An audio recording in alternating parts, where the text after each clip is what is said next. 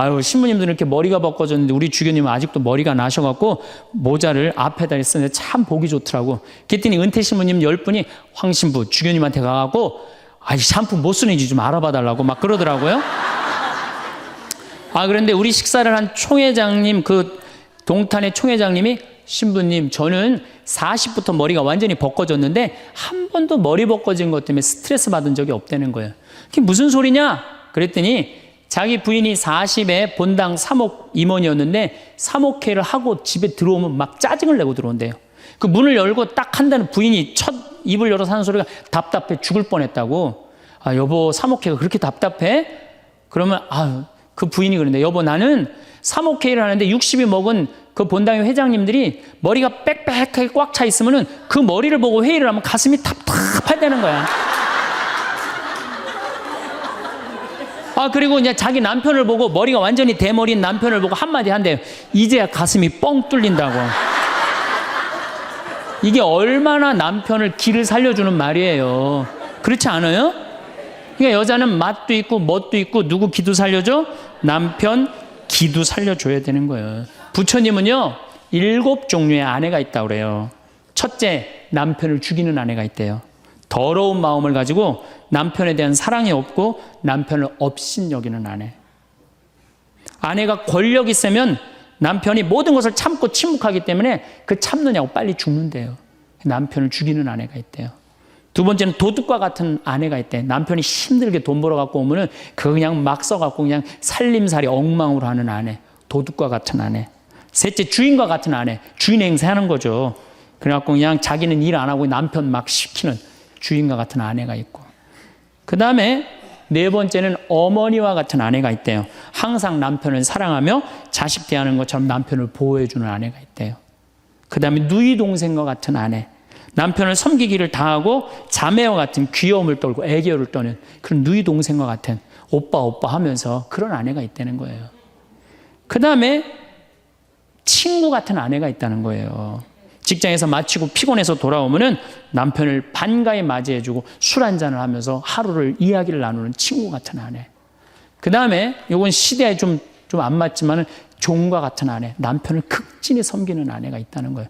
여러분들은 7번째 중에 몇 번째에 들어가세요?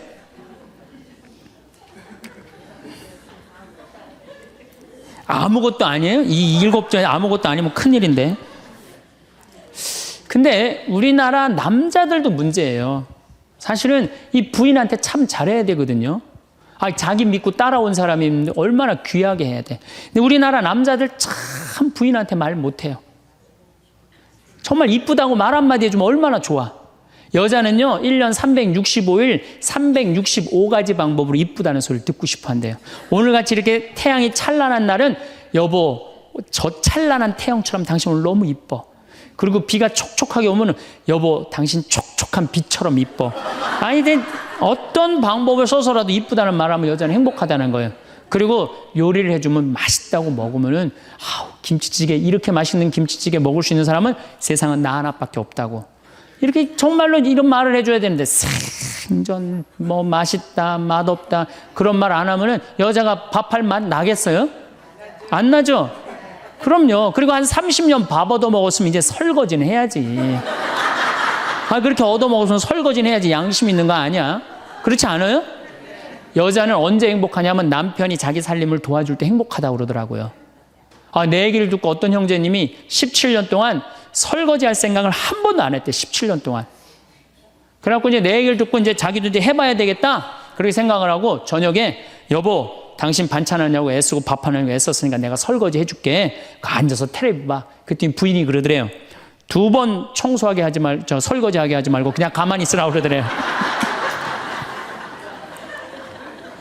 그래서 이 남편이 그랬대요. 아니야, 내가 오늘 해보고 싶어서 그래. 그리고 설거지를 했대요. 그리고 이제 그 형제는 미사 해설하러 성당에 갔는데 메시지가 왔대요. 여보, 나는 오늘 당신이 한 설거지 지금 다시 하고 있어. 하지만은 오늘처럼 행복한 날은 없어. 17년 결혼 생활 중에 오늘처럼 행복한 날은 없어. 고마워. 내 살림살이를 도와줘서.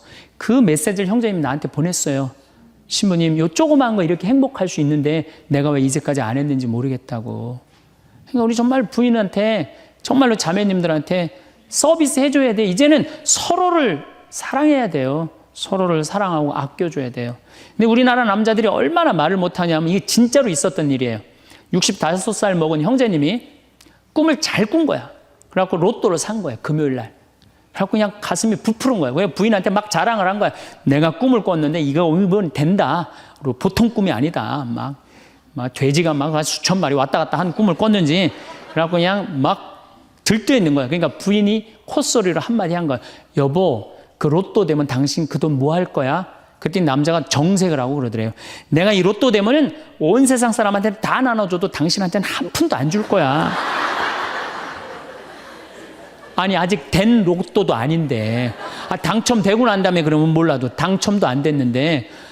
귀양 이렇게 말하면 얼마나 좋아요. 여보, 당신 평생 나한테 시집 와갖고 고생만 했는데 내가 로또 되면 내가 당신 다 줄게. 쓰고 싶은 대로 다 써. 아니, 당첨도 안 된 로또인데. 그렇게 말하면 얼마나 기분이라도 좋아요. 근데 그냥 내가 온 세상 사람한테 다 나눠줘도 당신한테 한 푼도 안 줄 거야. 이게 할 말이에요. 근데 우리나라 남자들이 이런다고요. 다른 형제님들이 마누라 너무너무 이쁘고 좋겠다고 살아봐라야 눈 한번 하얗게 뜨고 하면 그런 독사가 없다.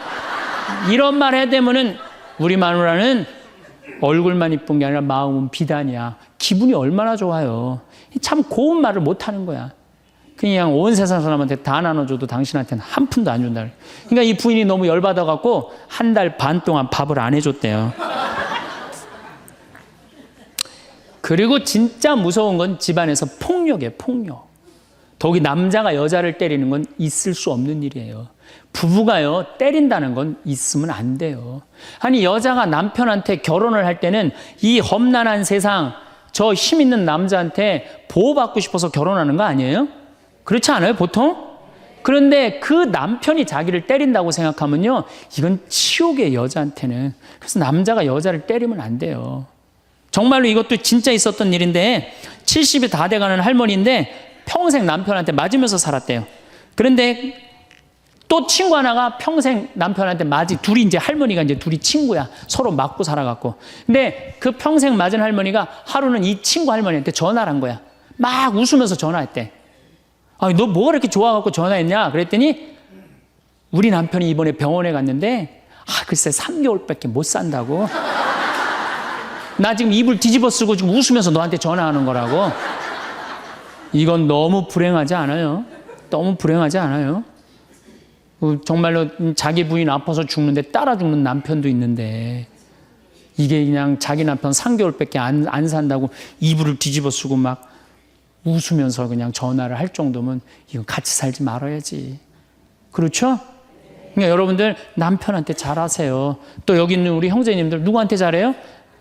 그래도 나이 먹어갖고요. 여러분들 지금 신부님 난 도저히 우리 남편하고 못 살 거예요. 지금 바꿔봐야 거기서 거기에요. 지금 바꿔봐야. 자, 남자하고 여자하고 얼마나 서로를 이해를 못하느냐 하면은 남자는 하루에 2,000마디만 하면은 말 끝난대요. 근데 여자는 하루에 6,000마디를 해야 된대요. 그러니까 여자가 훨씬 말이 많은 거죠. 남자는 직장에 갔다 오면 할 말 끝난 거예요. 집에 할 말이 아무것도 없는 2,000마디 이미 다 했는데 할 말. 남자로 사람으로서 할 말 끝났는데 뉴욕의 게리 머카스라는 교수가 이 통계를 냈어요. 그래갖고 여자는 남자가 남편이 집에 들어올 때만 기다리는 거야. 뭐 이웃집 아줌마 얘기도 하고 싶고 본당시 뭐 욕도 하고 싶고 막 그래갖고 기다리고 있는데 남편이 들어와서 여보, 그 집 남편은 그렇게 힘들게 돈을 버는데 여자는 맨날 찜질방 다니고 그냥 밍크코트 입고 다니고 정신 나간 여자라고. 그럼 남편은 할 얘기가 없는 거야. 쓸데없는 소리 하지 말고 밥이나 내놓으라고. 그럼 여자는 미치는 거예요. 진짜 괜찮은 남자들은 어떤 남자들이냐면은 그래 여보? 그럼 안 되지. 부인이 살림을 잘 살아야지. 남자가 그렇게 고생을 하는데 추임새를 넣어주고 속으로 외우세요. 500마디, 1000마디, 2000마디. 그래갖고 딱 속으로 4000마디 딱 끝나면 여보 이제 자자. 이래야지 이 남자는 후환이 없는 남편이에요. 여자 말을 들어줘야 돼요. 그래서 남자하고 여자하고 틀린 점이 이거야. 반대로 우리 자매님들은 여자는 흥분을 하면 5분이면 흥분이 끝난대요. 그래갖고 막 장보러 들어와갖고 막 욕을 5분만 하면은 아무 일도 없었던 듯이 부엌에 들어가고 콩나물도 따고 멸치 대가리도 딴대요. 아무 일도 없었듯이. 근데 남자는 5분 동안 바가지 긁을 동안 가만히 있는데요. 5분 지나면 그때부터 승질이 나기 시작한대. 근데 남자는 한번 승질이 나면 최소한 30분은 성질을 내야 된대.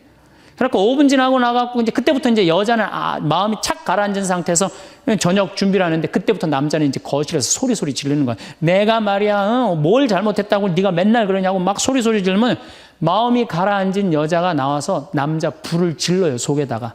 뭐라고 그러냐면 당신은 말만 하면 이렇게 성질을 내고 그러느냐고. 자기는 이미 다 흥분 가라앉은 상태에서 막 성질 내는 남편한테 불은 자기가 질러놓고. 그러면 안 된다는 얘기죠. 30분 동안 길길이 뛰게 놔두란 얘기예요. 승질을 건드려 놨으면은. 제가 신학교 때 부제 때 매스컴 세미나라는 걸 했는데 그때 어떤 자매가 와갖고 정말 내 눈물을 찔끔 나게 하는 강의를 한 적이 있어요. 이 자매가 아들이 셋 있었대요. 근데 아들이 셋 있는 집은 항상 둘째가 문제예요. 첫째는 첫째라고 잘해주고 막내는 막내라고 잘해주죠. 그렇죠? 둘째는 항상 소외의식을 느껴요. 항상 피해의식을 느낀다고요. 우리 집에도 아들이 셋 있는데 큰아들은 내가 봐도 저 어머니 아버지가 왜 이해가 안 될 정도로 큰아들한테 잘했어요. 잘못해도 다 감싸 안아주고. 이게 큰아들은 대접받는 거죠. 저는 우리 집 막내였는데 저는 정말로 사랑을 많이 받고 자랐어요. 전 중고등학교 다닐 때 내가 신발을 빨아본 적이 없어요. 형들이 다 빨아줬어요. 왜 빨아줬느냐면 안 빨아주면 어머니 아버지가 혼냈으니까 막내 신발 빨게 한다고. 그래갖고 그냥 우리 집이 이제 제사를 지내도 우리 집이 이제 아버님이 장손이라 1년에 어렸을 때 13번, 14번 제사를 지냈어요. 제사를 지내면은 제일 탐나는 게 제사상에 문어다리가 제일 맛있잖아요. 그런데 그냥 큰아들은 큰아들이라고 챙겨주고 막내는 막내라고 알아서 해주는데 둘째 형은 문어다리 차지가 안 가는 거예요. 그래갖고 이제 제사 끝나고 나면 이제 고시리 한다고 그러잖아요. 귀신 마중 나가면은 우리 식구들은 다 나가는데 둘째만 안 따라 나가는 거예요. 왜 안 따라 나가냐면 문어다리 훔치려고. 자기가 훔치지 않으면은 자기 챙겨줄 사람 아무도 없잖아요. 우리 둘째 형은 제사가 지나고 일주일이 지나도 2주일이 지나도 문어다리 물고 다녀요. 자기 어디다 감춰놨는지 모르는데. 그래갖고 제가 지금 얼마 전에 한 2년 전인가 설날 집회를 갔어요. 마침 설날은 제사를 지내니까 가갖고 물어봤어요. 아직도 둘째 형 문어다리 훔치느냐고 그랬더니 형하고 누나가 오늘도 문어다리가 없어졌다는 거예요. 그거 훔친 거지. 그러니까 50이 돼서도 그 어렸을 때 자기가 소외된 거, 피해의식을 보상받고 싶은 거예요. 근데 이 집에 이제 아들이 이제 중학교 3학년, 초등학교 6학년, 초등학교 3학년 세 아이가 있었대요. 근데 마침 그날은 초등학교 6학년 둘째 아들만 집에 있었대요. 그래서 이 자매님이 남편한테 여보 둘째 아이 좀 데리고 목욕탕에 들어가서 목욕 좀 시키라고. 그래갖고 아빠도 집에 있으니까 둘째 아들 이제 목욕을 시킨다고 목욕탕에 이제 들어갔대요. 근데 5분이 지났는데 남편이 얼굴이 새빨개져갖고 막 뛰쳐나왔대. 옷도 제대로 안 입고. 당신 왜 애 목욕 시키라고 했더니 왜 뛰쳐나오냐? 당신 먼저. 여보 내가 목욕을 하러 들어갔는데 저놈이 이상한 말을 한다는 거예요. 그래서 무슨 말을 하느냐고. 아니 나도 벗고 이제 자기도 이제 둘째 아들도 옷을 벗었는데 딱 옷을 벗었는데 둘째 아들이 눈을 똑바로 뜨고 아버지한테 그러더래요. 아버지도 벗고 나도 벗었으니까 우리 남자 대 남자로 아무것도 안 걸쳤으니까 솔직하게 말 좀 해보자고. 그래서 이놈은 무슨 얘기를 하느냐. 아니 초등학교 6학년 놈이 딱 빨개 벗고 아버지도 벗고 나도 벗었으니까 우리 솔직하게 얘기 좀 해보자고. 그러니까 얼마나 당황스러워요. 그래서 무슨 얘기냐 그랬더니 아버지는 날 정말로 사랑하는 거냐. 무슨 소리냐. 지난 겨울에 아버지가 밤에 두부 심부름 시켰을 때 난 너무너무 밤에 나가는 게 무서웠다. 왜냐하면은 동네에 불량 형들이 걸리면 돈을 뺏고 그래서 난 밤에 나가는 거 너무너무 싫었다. 중학교 3학년 큰형도 있는데 내가 그래서 큰형 왜 안 시키냐고. 그러니까 아버지가 나한테 소리 지르고 나한테 갔다 그래서 내가 울면서 갔다 왔다. 내가 그렇게 무서운데 얼마나 내가 서러웠는지 알았느냐. 그 아버지 나 사랑하는 거냐. 내가 그렇게 마음고생하는 걸 아냐. 아버지 할 말 없지. 또 아니 내가 구두 닦았을 땐 한 번도 칭찬도 안 하는데 막내가 아버지 구두 닦으면 그렇게 좋아하고 칭찬하고 500원도 주고 그러는데 왜 나는 한 번도 그런 적이 없느냐. 그리고 우리 아들 셋이서 인사할 때 잘 다녀오시라고 그럴 때 내 머리 쓰다듬은 적 있냐. 한 번도 없다. 막내 머리만 쓰다듬어 줬지. 날 사랑하는 거냐. 아들이 그냥 그렇게 물어보는 거예요. 당황스러운 거죠. 부모는 항상 세 아들 다 사랑한다고 그러지만은 자식이 느끼는 건 너무너무 섭섭했던 거죠. 그래서 이 아빠가 너무너무 당황스러워갖고 그랬대요. 나는 너를 너무 믿었기 때문에 심부름도 시킨 거고, 난 너를 너무너무 믿었기 때문에 막내 어리니까 이렇게 한 거지. 난 이 셋 중에 너를 너무너무 사랑한다. 그리고 너무 당황스러워서 그냥 옷도 그냥 대충 입고 뛰쳐나온 거예요. 그 자리에서 너무 있기 미안해갖고. 그래갖고 제가 어떻게 하나 보라고 그랬더니 문을 빼꼼히 열고 보니까 아들이 눈에는 눈물이 뚝뚝뚝 떨어지는데 입에는 미소가 있더라는 거예요. 아빠가 날 사랑한다고 그러니까. 그러니까 누가 사랑하는 게 커요? 자식이 부모 사랑하는 게 큰 거예요. 그 사랑을 부모가 까먹고 자꾸 자식한테 못되게 하는 거죠. 그래서 여러분들 정말로 우리가 부모라는 게 중요해요. 아버지가 없는 자식들은 참 힘들어요. 아버지가 없는 자식들은. 여러분들 그 삼국 통일을 한 궁예, 왕건, 견우, 후백제, 거기에 궁예 얘기를 좀 할게요. 궁예가요, 뭐 역사적으로 뭐 확실하진 않지만 47대나 48대 경문왕 아들이었대요. 이 셋 중에 제일 난 사람이에요. 왕건은 귀족 아들이고 견우는 평민 아들이야. 근데 궁예는 왕의 아들이었어요. 근데 아버지 없이 자랍니다. 아버지 없이 자라요. 아버지 없이 자라는 사람들은요, 심리학자들이 얘기를 하기에 1살서부터 3살 때까지가 가장 중요하대요. 이때 아버지 엄마가 안아주고 뽀뽀해주고 엄마 아빠라고 그럴 때 격려해주고 기저귀 갈아주고 이럴 때 아이들은 뭐가 생기느냐면 신뢰심이 생긴대요. 세상은 믿을 만한 데다. 그리고 그냥 아이가 막 걸을 때 옆에서 박수 쳐주고 걸음 뛸 때 그럼 아이들이요, 그 굉장히 심리적으로 안정감을 준다는 거예요. 그런데 이때 아버지가 없는 아이들은 심리적으로 굉장히 불안하다는 거예요. 여러분들, 이 아빠가 아이들 이 목마 태워주면은 애들 좋아해요, 안 좋아해요? 좋아하죠? 그런데 아빠 키가 1m 70이고 애가 50cm면 2m 20이에요. 그 꼭대기에 올라가고 또 애는 아빠 머리를 잡고 막 깔깔깔 까르르 넘어가지 않아요? 좋아갖고 아빠 머리를 잡고 걔는 무의식 속에 이런 생각을 갖는데요. 세상은 이렇게 높아도 믿을 만한 데다. 이 든든한 아버지가 있으니까. 그런 믿음이 생긴다는 거예요. 그런데 궁예는 그랬던 경험이 한 번도 없었던 거야. 그러니까 나중에는 사람을 의심을 하기 시작하는 거예요. 의심하기 시작하는 거예요. 그래갖고 나중에 관심법이라는 걸 개발해요. 그래갖고 네가 의심하는지 안 의심하는지 내가 안다. 그래갖고 그냥 친아들도 그냥 의심도 안 하는데 너 의심한다고 그러고 죽이고, 결국 누구까지 죽여요? 자기 부인하고 아들까지 죽여요. 그리고 마지막으로 쓸쓸한 최후를 맞이해요. 신부님, 나는 우리 남편이 일찍 죽어갖고 우리 애들 그냥 혼자 키웠는데 너무 섭섭합니다. 아버지 없이도 훌륭하게 자라는 사람 간혹 있어요. 그게 누구냐면 오바마가 아버지 없이 자라잖아요. 할머니 손에서 얼마나 훌륭해요. 그렇죠?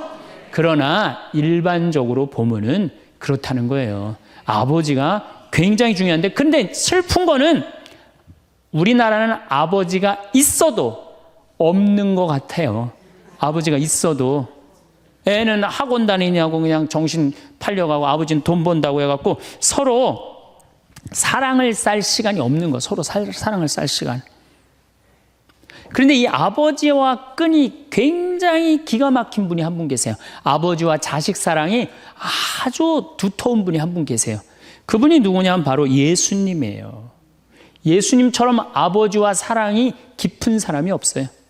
여러분들, 세례받을 당시 예수님이 물 위에 올라오시자 마르코복음 1장 11절에 뭐라고 그러냐면 너는 내가 사랑하는 아들, 내 마음에 드는 아들이다 라고 하느님 아버지께서 아들을 얼마나 사랑하는지 확인시켜줘요.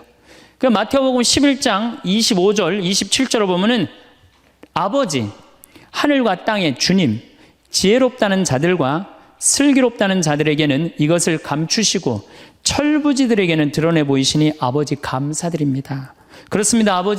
아버지의 선하신 뜻이 이렇게 이루어졌습니다. 나는 아버지께서는 모든 것을 나에게 넘겨주셨습니다. 그래서 아버지 외에는 아무도 아들을 알지 못합니다. 또 아들 외에는, 그리고 그가 아버지를 드러내 보여주려는 사람 외에는 아무도 아버지를 알지 못합니다. 그냥 예수님 입만 열면 아버지 얘기를 해요. 입만 열면은. 또 하느님 아버지도 아들한테 각별한 사랑을 해. 거룩한 변모 마태복음 17장 보면은 이렇게 얘기해요. 이는 내가 사랑하는 아들, 내 마음에 드는 아들이니 너희는 그의 말을 들어라. 그러니까 예수님도 아버지를 사랑하고 아버지 하느님도 누구를 사랑해요? 예수님. 그러니까 하늘에 새도 보금자리가 있고 여우도 굴이 있지만 사람의 아들은 머리 둘 곳조차 없다라고 굉장히 고독하셨음에도 불구하고 그 고독을 누구 때문에 극복했을까요? 하느님 아버지와 철저한 사랑의 끈으로 그걸 극복한 거예요. 여러분들 자식들이 세상 살아가기 힘들다 하더라도 그 든든한 아버지가 있는 자식들은요, 극복해 나가요. 든든한 아버지가 있는 자식들은.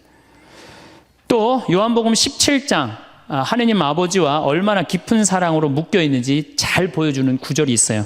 아버지, 세상이 생기기 전에 제가 아버지 앞에서 누리던 그 영광으로 이제 다시 아버지 앞에서 저를 영광스럽게 해주십시오. 그리고 이어서 이렇게 말씀하십니다. 아버지, 아버지께서 제 안에 계시고 제가 아버지 안에 있듯이 그들도 우리 안에 있게 해주십시오. 난 이 구절을 보면요, 가슴이 떨려요. 여러분들 자식 중에 아버지한테 아버지 안에 내가 있고 내 안에 아버지가 있어, 이렇게 말하는 자식들이 있어요? 그런 고백을 할 수 있는 자식이 몇 명이나 될까요? 아버지 안에 내가 있고 내 안에 아버지가 있다. 예수님은 이렇게 아버지를 사랑했던 거예요. 의로우신 아버지, 세상은 아버지를 알지 못하였지만 저는 아버지를 알고 있습니다. 저는 그들에게 아버지 이름을 알려주었고 앞으로도 알려주겠습니다. 아버지께서 저를 사랑하신 그 사랑이 그들 안에 있고 저도 그들 안에 있게 하려는 것입니다. 예수님은 그 말씀을 하고 난 다음에 유다의 배반으로 붙잡히세요.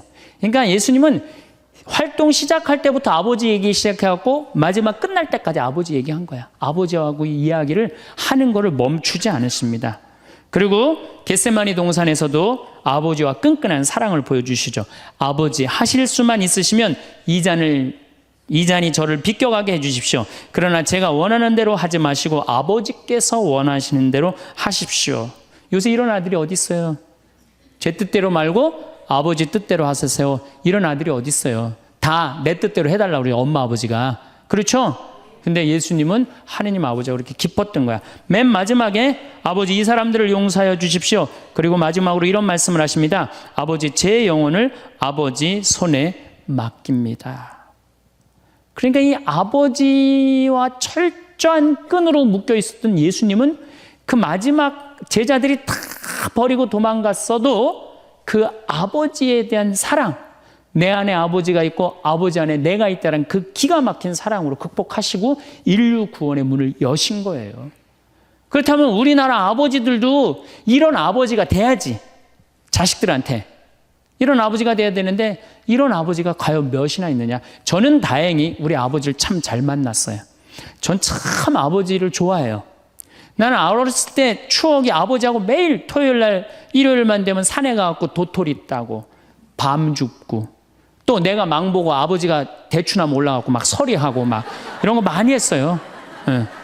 그래갖고 막 걸려갖고 막 대추밭 주인한테 막 욕먹으면 얘는 누구냐고 그러면 우리 막내 아들이라고 그러면 그냥 막내 아들 데리고 좋은 거 가르쳐 준다고 그냥. 그리고 어렸을 때 아버지하고 추억 중에 웅덩이가 있어요. 웅덩이. 거기에 퍼내면 그 미꾸라지. 그 진흙 안에 미꾸라지 그걸 잡아내는 정말 그런 추억들이요. 그러니까 지금도 80이 된 아버지를 보면 행복한 거예요. 그리고 시간만 되면 그 아버지 보러 가고 싶고. 그러니까 이제는 효도는 없어요. 뭐만 남아있어? 사랑만 남아있는 거예요. 추억만 남아있는 거예요. 자식하고 얼마나 좋은 시간을 많이 가졌느냐에 따라서 늙었을 때 안 외롭다는 거예요. 어렸을 때 자식하고 한 번도 놀아준 적이 없어. 10살 때까지 놀아줘야 된다는 거예요. 근데 10살 때까지 한 번도 놀아준 적이 없으면은 자식이 늙은 부모들 한 번도 같이 안 놀아준다 이거예요. 그러니까 늙어서 외로운 거는 자식이 못 돼서가 아니라 누가 싸놓은 업보야?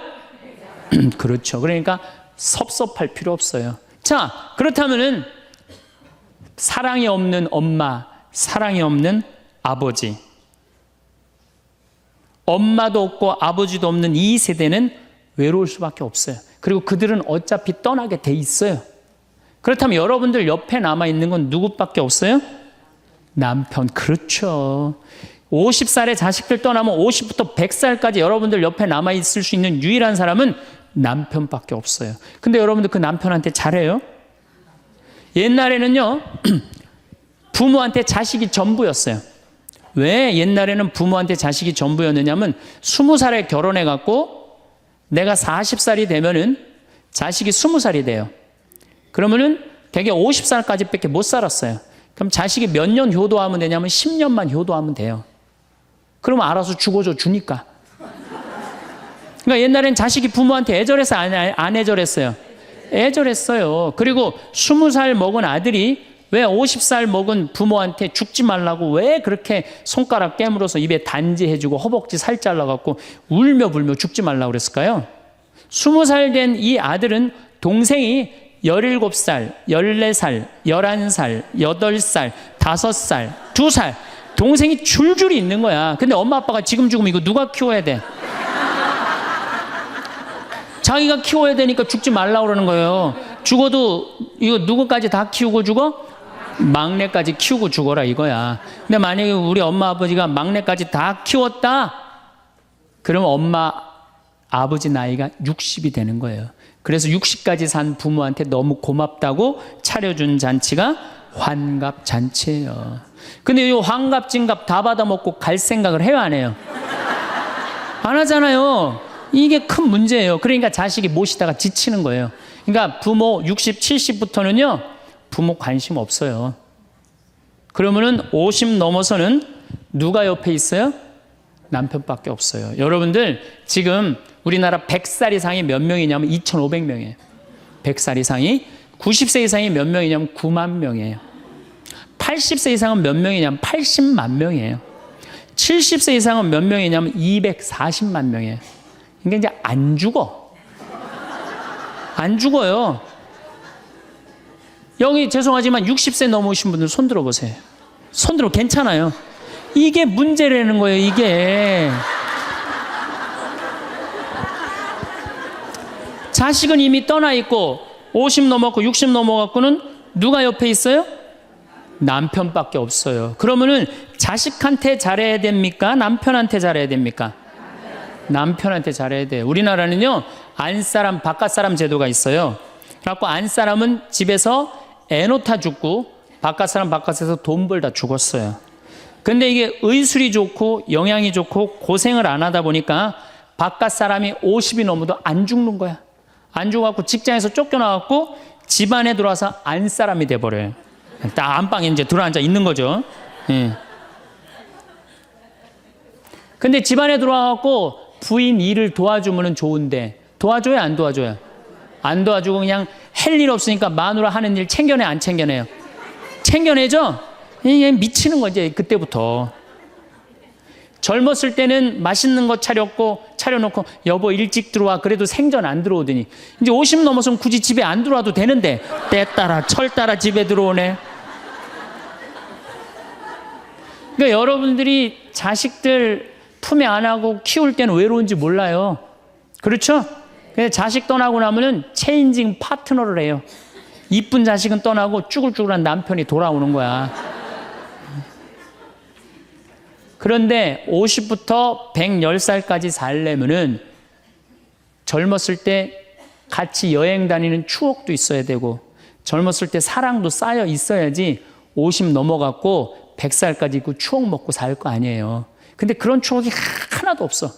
그 50 넘어갖고 와갖고 그냥 잔소리만 하고 그냥 그러면은 그 남편이 싫은 거예요. 그러니까 서로 한 집에 살지만은 각방 따로 쓰고 외롭게 사는 거죠. 그래도 여러분들은 괜찮아요. 여러분들은, 우리 신부들은요 진짜 불쌍해요. 생각을 해봐요. 20살에 신학교 들어갔어요. 그래서 30에 신부 돼요. 그래갖고 옛날엔 75세 은퇴였어요. 75세 은퇴. 75세는 그래도 괜찮았어요. 은퇴하고 그냥 거의 바로 이제 세상 떠나시니까 요즘 70세로 은퇴가 내려왔어요. 그리고 이제 65세로 내린대요. 65세 은퇴해도 된다 이렇게 내린대. 왜? 서울교구 우리 보좌 신부님들 뭐 10년, 12년, 13년 하잖아요. 그러니까 빨리 은퇴할 사람 빨리 하고 보좌들 빨리 본당 내보내야 되니까 빨리 은퇴해라 이거야. 그러면은 65세부터 은퇴해갖고 우리 부관장 신부는 110살까지 산단 말이야. 그러면은 20살에 신학교 들어갖고 65세까지 45년 혼자 살아. 그래갖고 65세 은퇴해갖고 110살까지 또 혼자 살아. 45년, 90년 혼자 사는 거야. 그래서 나는 우리 신부님들 은퇴시키는 거 반대하는 신부예요. 65세 은퇴시켜갖고 다시 보좌 신부로 발령을 내라. 보좌 신부로 발령을 내갖고 아니 고해성사 듣게 하면 되잖아요. 아 얼마나 여러분들 속에 있는 얘기하고 싶은 거 많아요. 그렇죠? 아 그럼 고해성사 듣게 하고 또 굳이 신부님들 65세 넘어갖고 강론 안 해도 돼요. 미사 없는 강론하게 하면 되잖아. 강론하라 그러면 또 헨소리 또 하고 헨소리 또 하고 그러실 수 있으니까 얼마나 좋아. 차라리 65세에 은퇴시킬 거면 아예 60에 은퇴를 시켜서 장가를 그냥 보내라. 늙어선 좀 안 해롭게. 농담이에요, 농담. 우리보다는 여러분들이 훨씬 덜 외롭다는 거예요. 그렇지 않아요? 여러분들 남편도 있고 자식도 있고 손자도 있잖아요. 그러면 그 소중한 사람들한테 사랑하면서 살아야지. 우린 사랑할 사람도 없는데 여러분 사랑할 사람이 있잖아요. 그럼 조금만 내가 잘하면 되는데 크게 안 되는 거예요. 우리나라 여자들이요. 이 세상이 너무너무 여자 살기 좋은 세상이 돼갖고 여자들이 지금 뭐가 뭔지도 모르고 살아요. 집에서 남편들, 여러분들 남편들이 200만 원, 300만 원 벌어갖고 돈 갖다 주잖아요. 여러분들 길 지나가다 보면은 여러분들 10,000원 주는 사람 있어요? 지나가는 남자가? 없죠? 남편은 200만 원, 300만 원 한 달 뼈 빠지게 갖고 갖다 주잖아요. 그럼 잘해줘야 될 거 아니야. 그렇지 않아요? 그것도 1, 2년 갖다 준 것도 아니고 20년, 30년 갖다 줬으면 잘해줘야 될 거 아니야. 근데 집에서 그런 기가 막힌 남편 왕대접 해줘요? 개 다음으로 대접해. 개 다음으로. 집에 마누라 자식 먹여 살린다고 이마가 땅바닥에 닿도록 인사하고 다니는 거. 여러분들 남편들 다 나가면 그래요. 그럼 집에서 왕대접 해줘야 될 거 아니야. 집에서도 왕대접 못 받아. 직장에서도 왕대접 못 받아. 어디 가면 왕대접 받아요. 룸사롱 가면 왕대접 받아요. 룸사롱 가면은 막 그냥 가슴이 볼랑말랑한 옷 입고 그냥 여자들이 그냥 허벅지 뜯어진 치마 입고 그냥 머리도 그냥 생머리 싹 하고 그냥 사장님 오셨느냐고 그냥 팔짱도 끼고 그냥 술도 따라주고 그냥 또 그냥 안주 드시라고 그냥 땅콩 오징어 말아갖고 입에 막 넣어주고. 얼마나. 그러니까 30만 원, 40만 원 쓰는 게 안 아까운 거예요. 대한민국의 룸사롱으로 남자를 몰아내는 건 누가 몰아내는 거냐? 여자들이 난 몰아낸다고 생각해요. 여자들이. 마누라라는 게 아침에 출근할 때 보면 막 사자머리를 해갖고 막 귀신 눈을 해갖고 그냥 여보 다녀와 그냥 다녀오게 하고 난 다음에 다녀오라고 그래야지. 예쁘게 차려입고 문 입구에서 여보 다녀와. 그러면 내가 이렇게 이쁜 마누라 있는 집에 돌아와야 돼.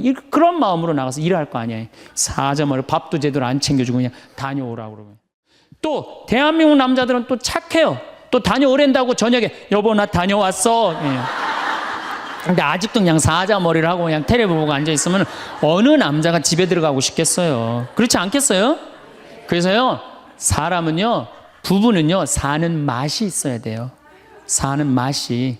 50이 넘으면요 남자가 테스토스테론은 없고 에스트로겐만 있어요. 여성 호르몬이 자꾸 나와요. 그래서 성적인 능력이 사라져요. 성적인 능력이 사라지니까 50 넘은 남자들은 무슨 낙으로 사느냐면 먹는 낙으로 사는 거예요. 먹는 낙으로. 그냥 50만 되면 말하는 거 좋아하고 먹는 거 좋아한단 말이야. 근데 이 남자는 50이 넘으면 먹는 걸 좋아하는데 50이 넘은 여자는 이 세상에서 제일 하기 싫은 게 밥이야. 밥.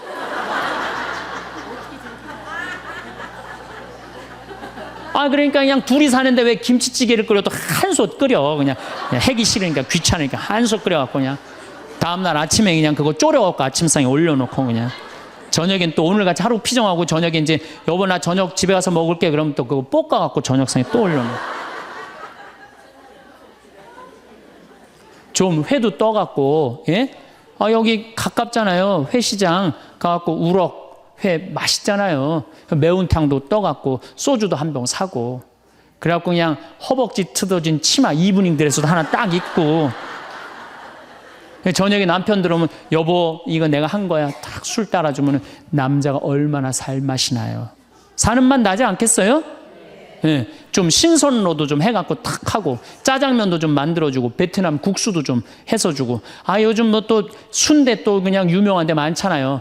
전화하면 택배로 다 보내주잖아요. 순대도 탁 썰어갖고 그냥 간 썰어갖고 그냥 소주 한 잔 탁 하고 신부님 무슨 돈으로 그런 걸 합니까? 애 휴학시키고 자식은 무슨 자식이야. 지금 누구밖에 없어요? 부부밖에 없어요. 애 휴학시키고 그렇게 하세요. 신부님 난 휴학시킬 자식이 없는데 집 잡혀요. 나이 드신 분들은 은행에 가고 집 잡혀가고 다 쓰세요. 자식 물려줄 생각하지 말고. 예. 그래야지 사는 맛으로 사는 거 아니에요. 그리고 부부는 사는 맛으로도 살아야지만 사는 멋으로도 살아야 돼. 사는 멋이 있다. 멋있게 살아야 될 거 아니에요. 근데 나는 제일 가슴 아픈 우리 자매님들이 어떤 분들이냐면은 자기를 꾸미지 않는 분들이에요. 이쁘게 좀 이쁜 옷도 사 입고 그래야 되는데 생전 아니 자기가 무슨 군인이야? 집에 있어도 파마를 해도 꼭 철모 뒤집어 쓴 거 딱 1년 내내 풀어지지도 않는 거 쓰고 앉아갖고 그냥 생전 그냥 마누라라는 게 그냥 맵시 있는 옷 한 번 제대로 입지도 않고 그럼 남편이 사는 맛이 있어요? 사는 멋이 있어요? 좀 꾸며야죠, 본인이. 예쁜 옷도 좀 사서 입고, 좀 브릿지도 좀 넣었다가, 머리도 그냥 생머리도 했다가, 이쪽으로도 묶었다가, 저쪽으로도 묶었다가, 어느 날 좀 틀어도 올리고, 막 이래야지 그냥 남자가 사는 맛도 있고, 사는 멋도 있을 거 아니에요. 생전 그냥, 옷도 그냥, 신부님 맵시가 있어야지 옷을 사 입죠. 그러면 좀 살도 좀 빼시고 그냥 이건 벤지 엉덩이지 구분도 안 되는 그냥 몸매를 가지고 그냥 그러니까 그냥 몸빼바지만 계속 짚고 이 집에 있으면은 어느 남자가 집에서 가고 싶어요. 본인을 꾸미시라는 거예요. 그래서 남자는요 사는 맛도 있고 사는 멋도 있는 거 멋도 있어야 돼요. 그래서 예쁜 옷 남편도 좀 꾸며주고 남편도 좀 나비 넥타이도 좀 하고 남자가 50이 넘으면요 제가 지난 그 미국에 한번 강의를 갔는데 너무 멋있는 부부를 봤어요. 남편이 한 60쯤 돼 보이는데 식사를 같이 하려고 그러는데 남편이 살짝 머리가 벗겨졌더라고요. 근데 부인이 사각모를 탁 저기 뭐 차에 하더라고요. 남편을 바깥에서 만났는데 딱 했는데 부인이 여보 이거 써 탁 씌워주는데 너무 멋있더라고요. 여러분들 앞 백화점에 가갖고 남편 좀 사각모도 좀 멋있는 거 좀 중절모도 멋있는 거 사서 탁 씌우면 얼마나 좋아. 그렇지 않아요? 옷도 이제 50이 넘으면요 단색을 입어야 돼요. 노란색을 입든지 초록색을 입든지 아니면 빨간색을 입든지 그래야지 좀 젊어 보이는데 이거는 그냥 김치 국물 떨어져도 안 보이는 체크무늬 사서 입혀갖고 그냥 1년 내내 빨아주지도 않고 그냥 맛도 없고 멋도 없는 거죠. 그래서 좀 무슨 돈으로 애 휴학시키고 자식은 무슨 자식이에요. 여러분들 이제 50이 넘어가갖고요. 여러분들의 유일한 동반자는 누구밖에 없다? 남편밖에 없다. 그럼 남편한테 잘해줘야죠. 50이 넘으면 또 남자들도 문제는 문제예요. 이 남자는 50이 넘어가면 친구가 없어져요. 오로지 방에만 있는 거 집에만. 근데 여자는 바뀌어 또 성격이 바뀌고 50이 넘으면 친구가 너무 많아. 그냥 맨날 만나러 나가야 되는데 그냥 이 남자고 여자고 이제 서로 힘든 거죠. 또 그냥 50, 60 넘은 남자들은 씻지도 않아. 그냥 냄새 나고 그냥 이러니까 그냥 남편 옆에 가까이 가기도 싫은 거죠. 예. 근데 이 부부가요 서로 애인같이 살아야 돼요. 우리 자매님들 자기를 애인같이 꾸며야 돼요. 그래서 언제든지 집에서도 깔끔하고 예쁘게 차려입으면 남자가 기분이 좋잖아요. 집도 좀 화분도 좀 예쁜 거 좀 해놓고 여행도 좀 다니고 둘이 공연도 좀 가고 극장도 좀 보러 다니고 이래야지 그냥 사는 맛도 나고 사는 멋도 날 거 아니에요. 그래서 제발 좀 성지순례 좀 가세요.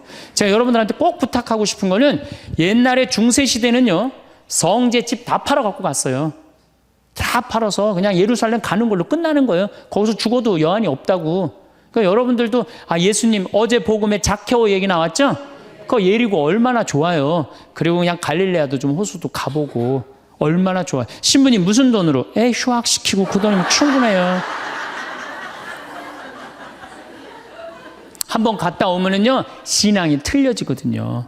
성지순례도 가고 제가 그 지난 9월인가 작년 9월에 성주순례를 한 40분 하고 갔다 왔는데 어떤 형제님이 70 먹은 형제님이 기가 막힌 말씀을 하시더라고요. 무슨 말씀을 하시냐면은 내 강의를 듣고 집을 잡혀서 왔대요. 근데 가만히 생각을 해보니까 집은 은행에 잡히면 대출을 해준대요. 은행에 잡히면 대출해주잖아요. 근데 나이는 대출해주는 데가 아무 데도 없대요. 여러분들 누가 나이 대출해줘? 한 살이라도 더 먹기 전에 다리에 힘 풀리기 전에 갔다 오셔요. 그리고 내가 성주순례를 가면은 너무 행복해하는 거 자매님들이. 그래갖고 나는 은혜 받아갖고 성제 갖고 그냥 성령을 충만히 받아갖고 10일 동안 저렇게 행복하고 그냥 은총에 그냥 가득한 줄 알았더니 12일 동안 밥을 안 하잖아. 밥을.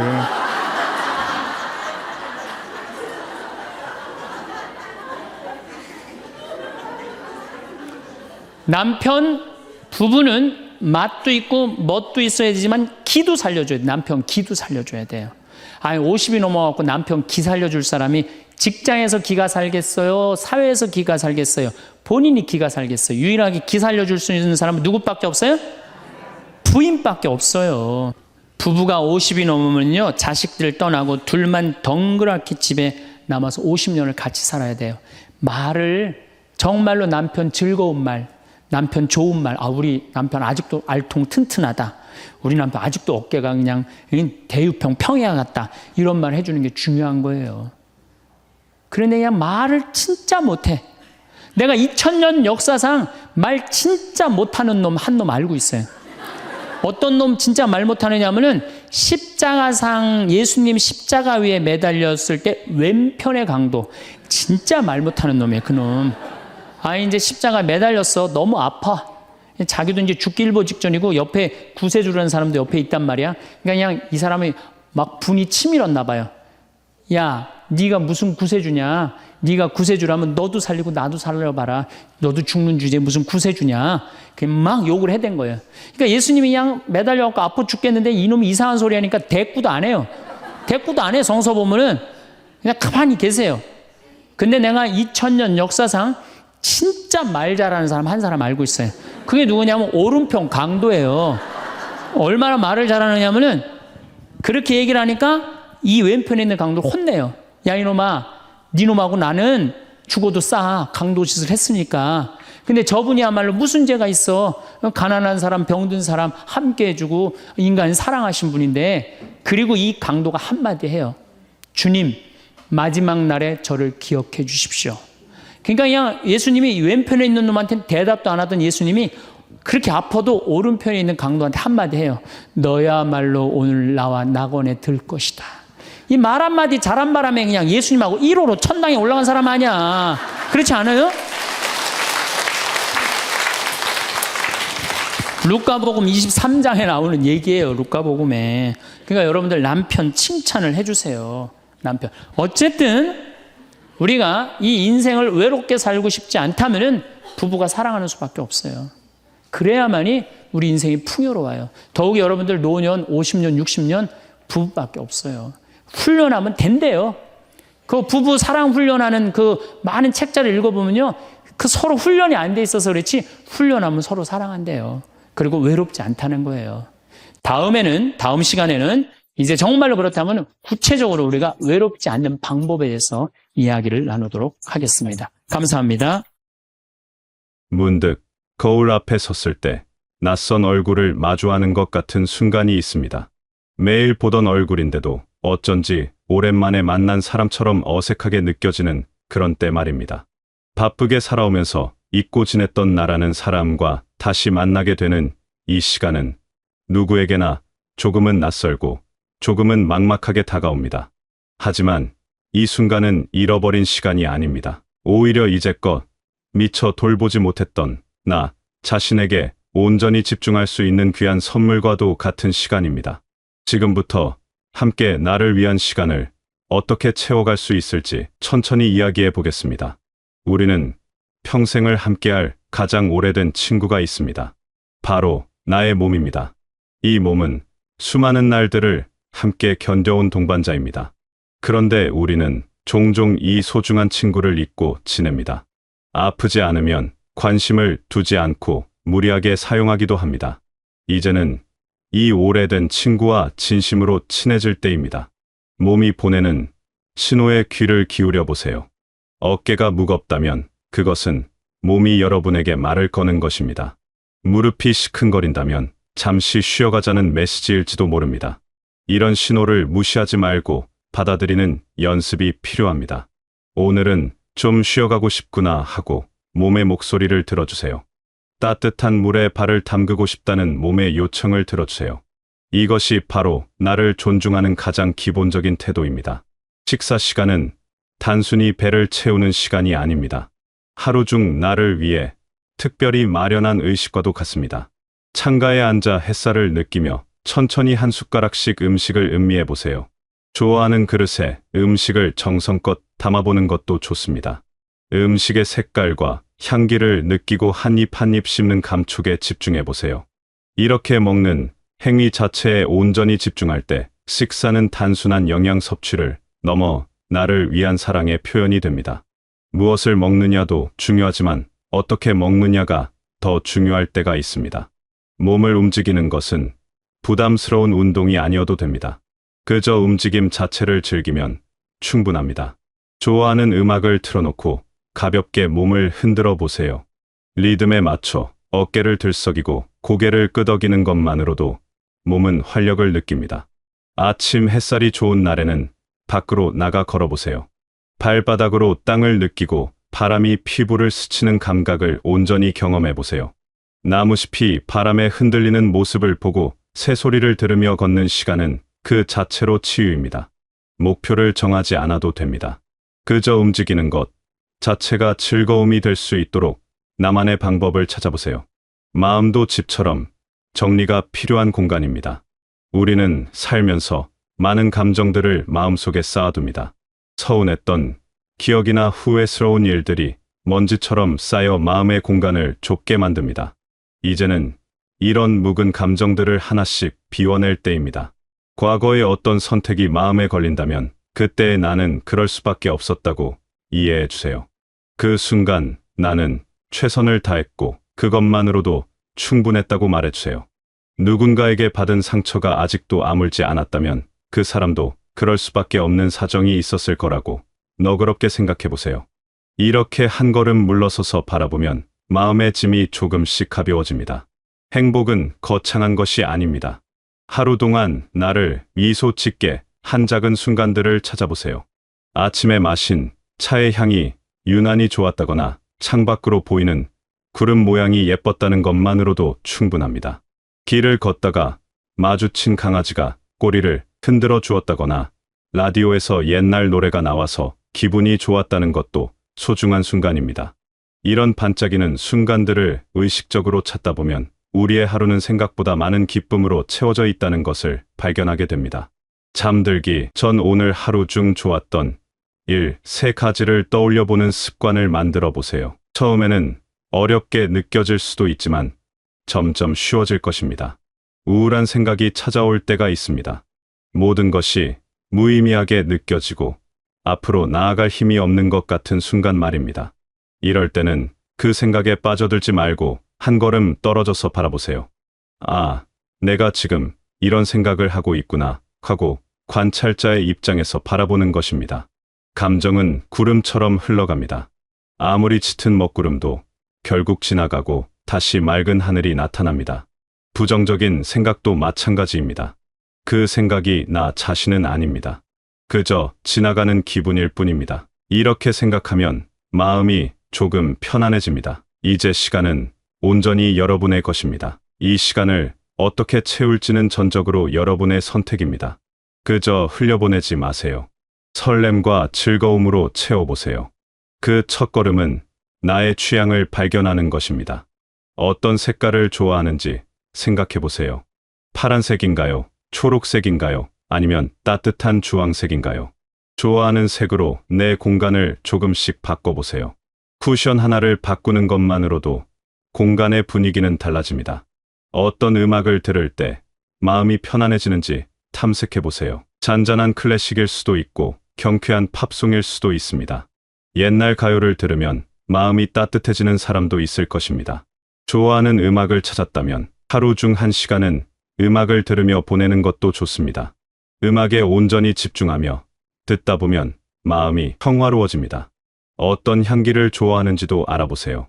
꽃향기일 수도 있고 바다 냄새일 수도 있습니다.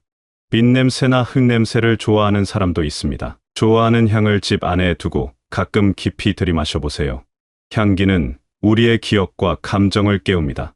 좋은 향기를 맡는 것만으로도 기분이 좋아집니다. 세상에 대한 호기심을 되살려 보세요. 저건 뭘까 하고 궁금해하는 마음을 허락하세요. 나도 한번 해볼까 하는 용기를 내보세요. 산책하다가 처음 보는 꽃을 발견하면 이름을 찾아보세요. 동네에 새로 생긴 가게가 있다면 들어가 보세요. 텔레비전에서 재미있는 요리가 나오면 따라 만들어 보세요. 이런 작은 탐험들이 일상의 생기를 불어넣습니다. 무언가 새로운 것을 배우고 싶다면 시작해 보세요. 잘해야 한다는 부담감은 내려놓으세요. 그림을 그리고 싶다면 서툴러도 괜찮습니다. 중요한 것은 붓을 쥐고 색을 칠하는 그 순간의 즐거움입니다. 악기를 배우고 싶다면 음이 틀려도 좋습니다. 소리를 만들어내는 과정 자체가 기쁨입니다. 글을 쓰고 싶다면 문장이 삐뚤빼뚤해도 됩니다. 내 생각을 글로 옮기는 경험이 소중합니다. 정원을 가꾸는 것도 좋습니다. 작은 화분 하나로 시작해도 됩니다. 씨앗을 심고 물을 주며 기다리는 시간은 우리에게 인내를 가르쳐 줍니다. 새싹이 돋아나는 것을 보면 생명의 신비를 느낍니다. 꽃이 피면 말할 수 없는 기쁨이 찾아옵니다. 식물을 돌보는 일은 나 자신을 돌보는 일과 닮아 있습니다. 요리를 해보는 것도 좋습니다.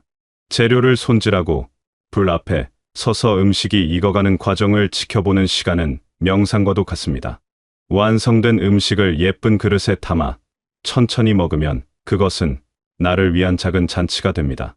잘 만들어지지 않아도 괜찮습니다. 그 과정에서 느끼는 집중과 몰입이 중요합니다. 손으로 무언가를 만드는 것도 추천합니다. 뜨개질이나 자수 같은 바느질일 수도 있고 종이접기나 만들기일 수도 있습니다. 손끝에 집중하며 무언가를 완성해가는 과정은 마음을 안정시킵니다. 완성품이 멋지지 않아도 됩니다. 만드는 동안 느꼈던 평화로움이 가장 큰 보상입니다. 사진을 찍어보는 것도 좋습니다. 특별한 카메라가 없어도 됩니다. 핸드폰으로도 충분합니다. 일상에서 아름다운 순간을 포착하려고 노력하다 보면 세상을 보는 눈이 달라집니다. 평범했던 풍경 속에서 특별한 장면을 발견하게 됩니다. 빛의 각도나 그림자의 모양에 관심을 갖게 됩니다. 이렇게 세상을 새로운 눈으로 바라보는 연습을 하다 보면 삶이 더욱 풍요로워집니다. 산책 코스를 다양하게 바꿔보세요. 항상 가던 길이 아닌 다른 길로 걸어보는 것입니다. 익숙하지 않은 길을 걷다 보면 새로운 발견이 있습니다. 처음 보는 집이나 가게가 나타나고 전에는 몰랐던 공원을 발견하기도 합니다. 같은 동네라도 다른 길로 걸으면 완전히 다른 곳처럼 느껴집니다. 날씨의 변화를 즐겨보세요. 비 오는 날에는 창가에 앉아 빗소리를 들어보세요. 눈 오는 날에는 밖으로 나가 눈송이가 내리는 것을 바라보세요. 바람 부는 날에는 나뭇가지가 흔들리는 모습을 관찰해 보세요. 자연의 변화를 의식하며 살다 보면 계절의 순환을 온몸으로 느끼게 됩니다. 여러분 주변의 작은 것들에 감사하는 마음을 가져보세요. 아침에 눈을 뜰 수 있는 것, 따뜻한 물이 나오는 것, 지붕이 있는 집에 사는 것, 이 모든 것이 당연하지 않습니다. 감사하는 마음으로 하루를 시작하면 하루가 달라집니다. 잠들기 전에도 오늘 하루 감사한 일들을 떠올려 보세요. 작은 것에 감사하는 습관은 삶을 더욱 풍요롭게 만듭니다. 혼자 있는 시간을 두려워하지 마세요. 혼자 있는 시간은 고독이 아니라 나와 깊이 대화할 수 있는 소중한 시간입니다. 조용히 앉아 아무 생각 없이 멍하니 있어도 좋습니다. 그 시간 속에서 진짜 나를 만날 수 있습니다. 혼자서도 충분히 행복할 수 있다는 것을 알게 될 것입니다. 웃음을 잊지 마세요. 재미있는 프로그램을 보거나 유쾌한 이야기를 듣고 마음껏 웃으세요. 웃음은 최고의 약입니다. 웃을 일이 없다면 억지로라도 웃어보세요. 거울 앞에서 활짝 웃는 얼굴을 만들어 보세요. 신기하게도 억지로 웃다 보면 기분이 정말 좋아집니다. 내 몸과 마음을 돌보고 나의 시간을 즐거움으로 채우는 것은 이기적인 일이 아닙니다. 오히려 나를 위한 가장 가치 있는 투자입니다. 내가 행복해야 주변 사람들에게도 좋은 에너지를 나눠줄 수 있습니다. 나라는 중심이 단단하게 설 때 우리는 어떤 상황에서도 흔들리지 않는 힘을 갖게 됩니다. 다른 사람과의 관계도 자연스럽게 건강해집니다. 지금 이 순간이 여러분 인생의 새로운 시작입니다. 누군가의 이야기가 끝난 뒤의 부록이 아닙니다. 바로 지금부터 펼쳐지는 여러분이 주인공인 새로운 이야기의 첫 장입니다. 이 이야기를 어떻게 써 내려갈지는 전적으로 여러분의 선택입니다. 두려워하지 마세요. 서두르지도 마세요.